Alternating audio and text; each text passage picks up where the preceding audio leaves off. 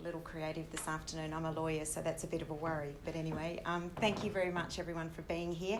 And what a great privilege to have David here to explain what the federal government is doing in the National Archives in driving the information governance agenda as part of Digital Continuity 2020. So I advise both corporate and government sectors, and I come from a legal framework. So it's good, as I say to everyone in this area, where we're dealing with, I deal a lot with privacy, document production and litigation, cybersecurity. No one has the answers to all of the issues that we're facing at the moment with the massive and exponential change in technology disruption to how we work and how it affects all of us. It requires everyone to bring their experience to bear to develop best practice and solutions going forward. So I'm very passionate in talking about these things and exploring the issues, and everyone bringing to the table their experience and background to drive the way forward in best practice and solutions. So critically, effective information governance needs to align and deliver on strategic organisational goals and priorities. It needs to feed into what your organisation is trying to achieve and its objectives, and it needs to deliver results to the bottom line of your organisation, whether it's government or whether it's corporate.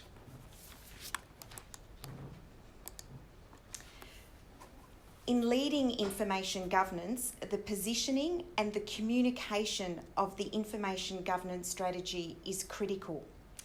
Information governance should be the overarching and unifying driver for maximising the value of information that's held on the one hand and minimising the risk and cost of information held on the other hand.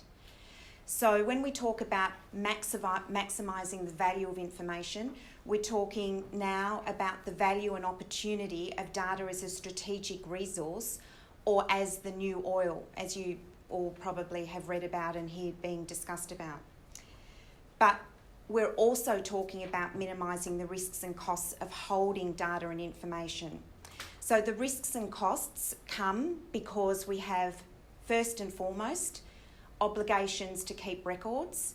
Business, not only government, but business has many, many pieces of legislation which require it to keep all forms of documents and records, and now data. And I think sometimes that's forgotten about when we're talking about the new way forward. We've also increasingly got more regulation dealing with privacy. So this year in February in Australia, we had mandatory data breach notification come into effect.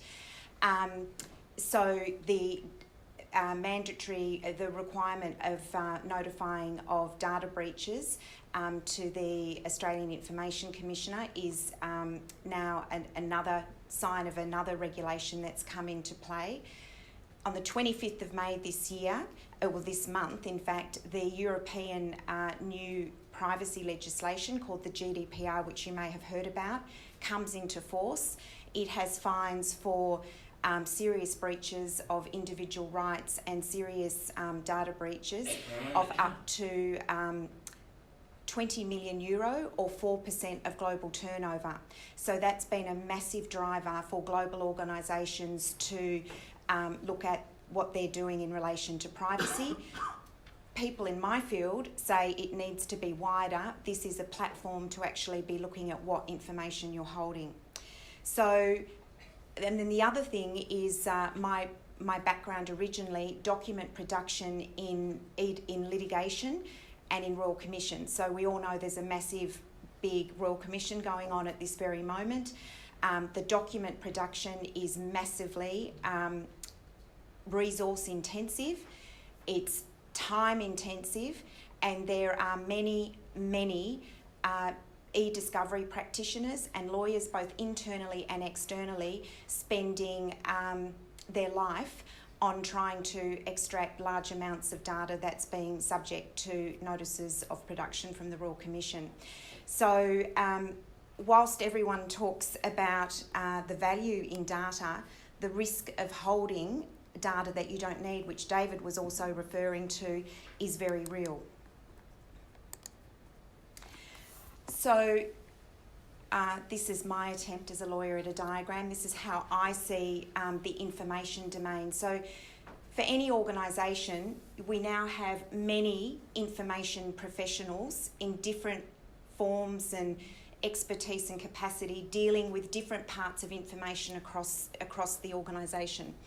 So in cybersecurity, we have information security. So they will be technical IT people, records and information manager, your traditional information manager, data analytics, which is the new growth area, which may be, depending on your organisation, done in one place or many different places, whether it's marketing, research, data analytic teams. Data governance is now a field in itself with the chief data governance role as well. Privacy and data protection. Many years ago, the privacy officer was a privacy officer who just sat separately from the legal office, and today we've now seen massive changes with privacy teams now in global organisations working very closely and sometimes physically located with the IT teams. Sometimes they sit with legal. E-discovery is the specialised $10 billion global industry now on document production in litigation and regulatory environments, and of course risk and compliance. So these are, and in other organisations there may be more domains, areas or domains. So what I advocate and what David is saying is that there needs to be someone who sits above that and strategically coordinates and drives the overarching strategy for information within the organisation. And in that way, you're going to be able to deliver on your organisational goals. So this is my wheel. And as you see, I have, as David mentioned as well, even in organisations and in government, you need a framework, policies, processes and procedures. And so for all of the areas, you need all of the policies, procedures dealing with information. So for example, for records and information, I've got down here implementing legal holds. So when you get notice of a litigation or a regulatory investigation or a royal commission, you must stop destroying documents. So that may be implemented in your organisation by the Records and Information Management section, but the issuing actually comes from e-discovery or legal. Or privacy, you have data breach, so you have a privacy section, but actually it's the IT security who actually detects it, and you have to work with them. So you need to make sure that all your policies and your procedures are aligned. And you need policies, procedures, the technology. Technology is a tool, it is a solution, but it is part of the solution. It is not the total solution, and people. And whenever you come to discussions about people and technology being the solution, the biggest issue isn't what piece of technology that you have, but the people implementing it and using it. That's where the challenge is. So I did my wheel, which is how I like to explain it. But then I had an epiphany when I saw this painting about 18 months ago. It's a Salvador Dali painting, and I think Salvador Dali's Surrealism, this painting can tell us about the reality of the information quagmire as I see it. So this painting is, when I saw it, about 3 Venus de Milos, and I thought it was some Colosseum. But actually, there's a lot more to it than that, because Salvador Dali had painted double meanings. And I look at this as information within an organisation. When you look at it closely again, there's actually 28 Venus de Milos. If you look down, you can see there's a few more, and there's lots of little ones there. And in these things here, there's a Venus de Milo.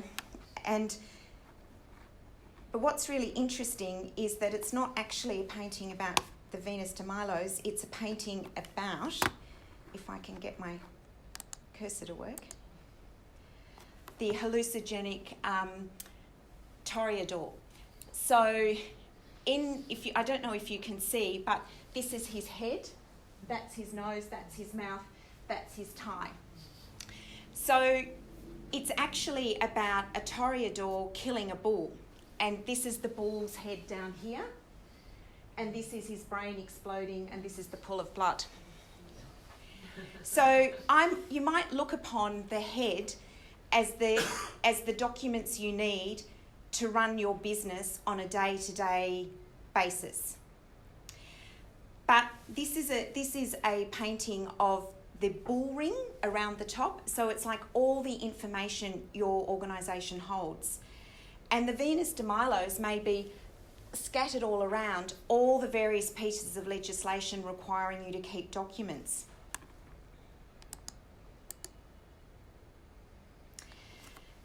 So this bull has an exploding brain. This may be the crown jewel of your organisation, but it's not properly locked down. And, we talk about everything being digital, but, there was a case this year of some relatively important documents being sold for $10 in 2 filing cabinets. It could also be the employee who leaves their laptop on the bus or in a pub that's not sufficiently encrypted. So you need to think about what parts of your organisation have you got, how you're maintaining your data, how it's being looked after. So one of the interesting things about this painting is that it has many different aspects to it.